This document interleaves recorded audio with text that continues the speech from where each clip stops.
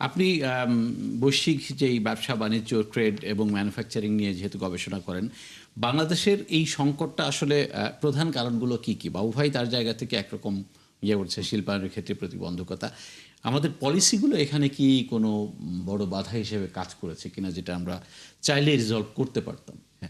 বাংলাদেশের এই মুহূর্তে এই যে প্রবৃদ্ধি বা শিল্প খাতের যে অবস্থা, এটা পেছনে বৈশ্বিক এবং আমাদের আভ্যন্তরীণ দুইটা কারণে কিন্তু দায়ী, এবং এই দুইটা সংমিশ্রণে একটা কঠিন একটা অবস্থা তৈরি করেছে। হ্যাঁ, কোভিড দিয়ে শুরু হয়েছিল, তারপরে আমরা দেখেছি গ্লোবাল সাপ্লাই চেইন সংকট ছিল, আমরা দেখেছি চীন মার্কিন যুক্তরাষ্ট্রের যে জিও পলিটিক্যাল কম্পিটিশন, তার ফলে একটা টেনশন তৈরি হয়েছে, মিডল ইস্টের ক্রাইসিস ইত্যাদি অনেক কিছু আমি বলতে পারি।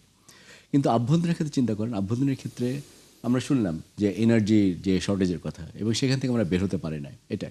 কিন্তু দেখেন, এগুলোর বাইরেও অনেক কিন্তু ফ্যাক্টর কাজ করেছে।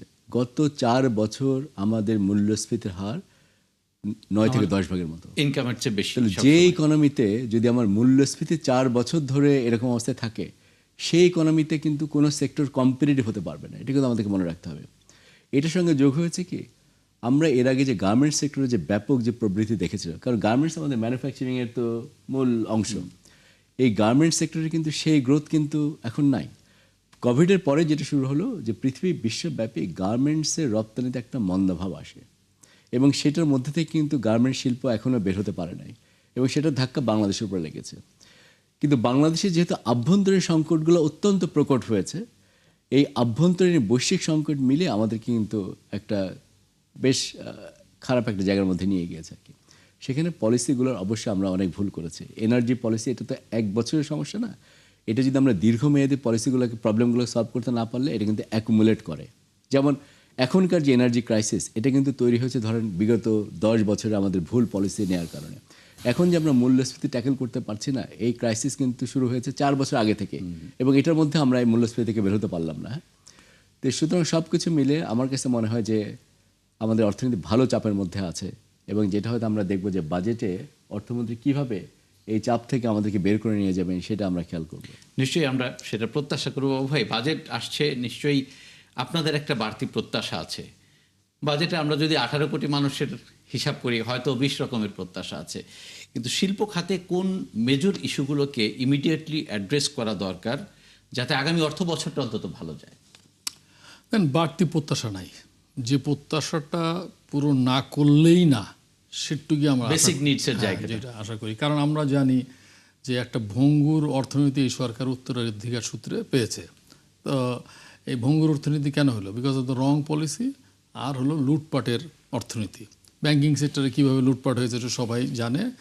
একেবারে হলো বাবলের উপরে সব চলছিল, বাবলগুলো বাস্ট করা শুরু করলো রেজিম চেঞ্জের পর, এখন আসল চিত্র বের হয়ে আসছে। এখনও কিন্তু পুরোপুরি বের হয়নি। এখনও আমি বলবো যে এনপিএল যেটা বলে 35, রিয়েল এনপিএল আরও বেশি। হ্যাঁ, সব ব্যাংকিং সেক্টরে যারা আছে সবাই জানে যে কিভাবে এটাকে ধামাচাপা দেওয়া যায়। ধরেন 35 highest in the world probably. And এই এনপিএল বেশি হওয়ার কারণে কিন্তু আমার হলো কস্ট অফ ফান্ড হলো বেশি, ইন্টারেস্ট বেশি দিতে হচ্ছে। তো এখন যদি আপনার প্রশ্নটা ছিল হলো মানে অন্তত কোন জায়গায় অর্থনীতি অ্যাড্রেস করলে আপনারা বলবেন যে একটা ভালো বাজেট হয়েছে। সেক্ষেত্রে আমরা মাননীয় অর্থমন্ত্রীর সাথে যখন দেখা করছি, একটা ব্যাপারে আমাকে অ্যাপ্রিসিয়েট করতে হবে, সরাসরি বলে দিয়েছেন, দেখো নেক্সট 2 ইয়ার্স বেশি প্রত্যাশা করবা না, আগামী 2 বছর বেশি প্রত্যাশা করবো না। যে অর্থনীতি আমি পেয়েছি সেটাকে আমার রিপেয়ার করতে মিনিমাম 2 বছর লাগবে।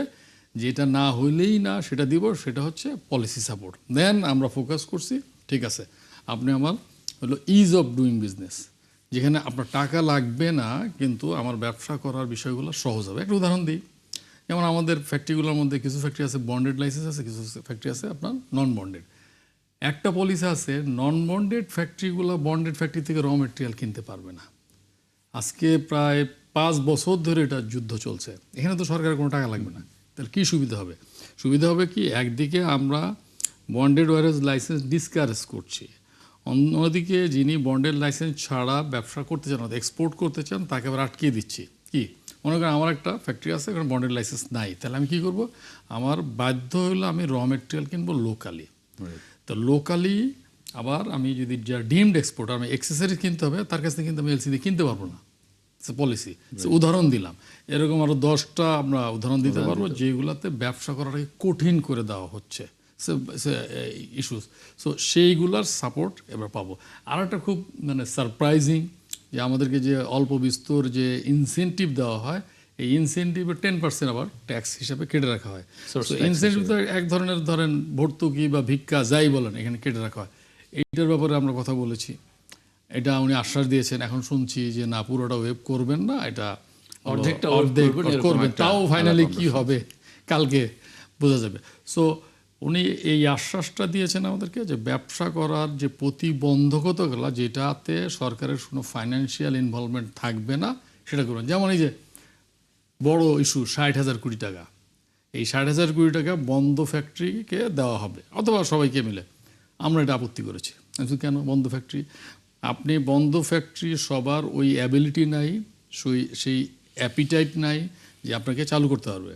তো আপনাকে এখানে অ্যাড করতে হবে যে চলমান যে ফ্যাক্টরিগুলো স্ট্রাগল করছে সেগুলো আপনি একদিকে বন্ধ ফ্যাক্টরিতে কর্মসংস্থান তৈরি করলেন, আর একটা হলো চলমান ফ্যাক্টরি বন্ধ হয়ে গেল, লাভ হলো কি? তো ওইটা অবশ্য ইনক্লুশন করা হয়েছে যে চলমান যে ফ্যাক্টরিগুলো আছে যেগুলোকে যদি ওয়ার্কিং ক্যাপিটাল সাপোর্ট দেওয়া যায় তাহলে এখানে কর্মসংস্থান বাড়বে। তো এইটাও একটা পার্ট অফ পলিসি। এই যে একটা জিনিস পরিষ্কার করি, এই যে 60,000 কোটি টাকার মধ্যে 41,000 কোটি টাকা আর 19,000 কোটি টাকা দিবে হলো সরাসরি বাংলাদেশ ব্যাংক, আর 41,000 কোটি আসবে ব্যাংক খাত থেকে। গভর্নমেন্টের কিন্তু এখানে ইনভলভমেন্ট মাত্র 3,000 কোটি টাকা। যে ওই যে ইন্টারেস্ট যেটা গ্যাপ, ওই জায়গাটায় 3,000 কোটি টাকা গভর্নমেন্টের লাগবে। তো এইটা যদি স্মার্টলি করা যায় তাহলে হবে। কিন্তু আমাদের বিজিএমের থেকে আমরা খুব অ্যালার্ট যে এইটার সুযোগ নিয়ে নতুন করে যেন আবার একটা লুটপাট কেউ করতে না পারে। এর আগে কিন্তু করোনাকালে যে সাপোর্টটা দেওয়া হয়েছিল সেখানে অভিজ্ঞতা যে সব ক্ষেত্রেই ভালো ছিল সেটা বলা যাবে না। একটা বড় অংশ কিন্তু সেখানে না, বড় অংশ না, একটা অংশ হুইচ ইজ অ্যারাউন্ড 25%, কিন্তু ওইটাকে পরবর্তীকালে কনভার্ট হয়েছে ইন্টু টার্ম লোন। ওইখানেও কিন্তু পলিসি দিয়েই সরকারকে খালি ইন্টারেস্ট সাবসিডিটা দেওয়া লাগছে, কিন্তু পুরো বিষয়টা ব্যাংকিং সেক্টরের উপরে দেওয়া হয়েছে। তাদের দায়িত্ব, তারা টাকা ধার দেবে, লোন দেবে, আবার তারা রিকভার করবে। ভালো ব্যাংকগুলো কিন্তু ঠিকই রিকভার করে ফেলেছে, রাইট।